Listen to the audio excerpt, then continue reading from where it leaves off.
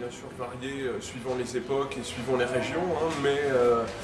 ce qu'on a coutume de dire, c'était que c'était le plus souvent, c'était la race des bidets qui était utilisée, c'est-à-dire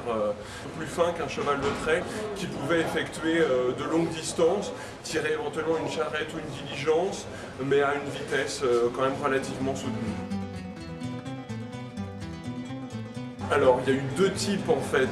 d'acheminement, mais qui reposaient à peu près sur le même principe. C'était le principe des relais de poste, en fait, tout simplement. La personne qui était en charge de ces dépêches, qu'on appelait le courrier, donc c'était une personne qui travaillait pour le compte du roi, avait charge des dépêches et allait de relais de poste en relais de poste, et à chaque relais de poste demandait à un garçon d'écurie qu'on appelait le postillon de lui prêter un nouveau cheval. Ce cheval avait été bien reposé, bien nourri, était en pleine forme pour ramener au relais de poste suivant le plus rapidement possible, donc le courrier en charge des dépêches, puisque dès le début, dès la fin du XVe siècle, la priorité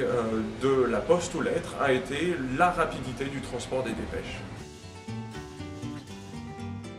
Et c'est tout simplement la révolution industrielle qui a sonné le glas du transport du courrier par cheval. L'invention de la première machine à vapeur par James Watt dans la deuxième moitié du XVIIIe siècle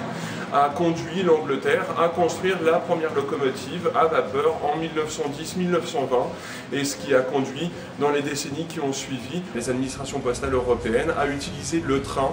comme moyen privilégié de transport du courrier, dans la mesure où il n'a pas besoin de s'arrêter pour changer de chevaux, il est plus grand, il est plus rapide. Le transport du courrier était beaucoup moins cher, beaucoup moins coûteux, et ce qui a permis bien sûr de rentabiliser le transport du courrier d'une manière bien plus importante.